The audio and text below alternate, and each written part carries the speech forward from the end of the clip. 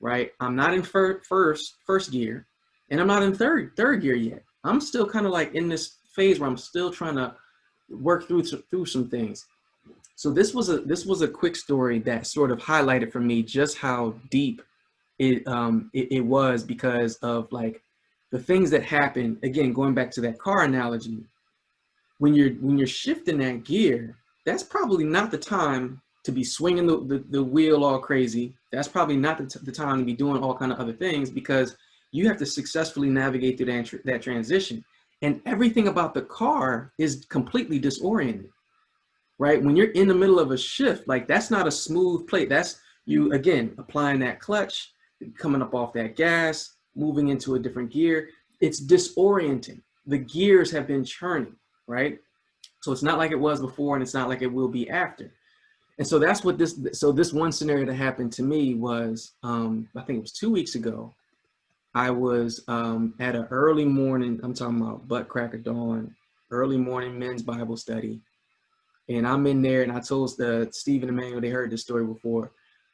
It's a group of about 25 of us. We meet at 6:30 in the morning while it's still dark outside at the church, and it's in the foyer, the lobby of the main worship center. And so it's like it's a glass enclosure, so you can see from the outside, just men gathering, and it's like light on the inside. And while I was there, I'm like the only, like I told them, I'm the only a flake of pepper in a salt shaker. Like it's me and a bunch of other people who are not of color. And so I definitely stand out, suffice it to say. And one of the elders who was responsible for bringing me onto the staff happened to also have an early morning meeting. He was walking past so he could see on the inside. And he told me, I caught up to him a couple days after this had happened. And he said he was watching me.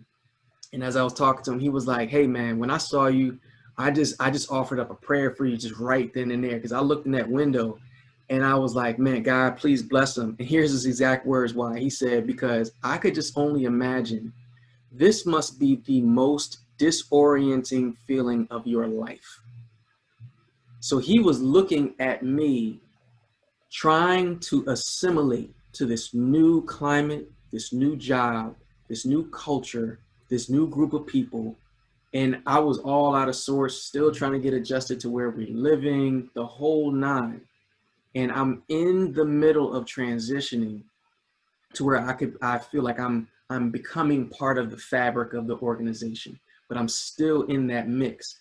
And I'm thankful that he said that, because it showed me that he recognized it.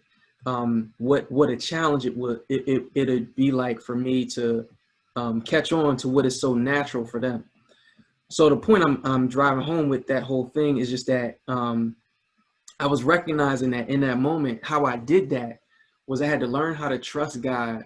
I'm staying, I stay in prayer, like constantly, like asking God, please give me favor, help me to have the right attitude to my work, help me not to see everything in terms of like color and race and all that other stuff.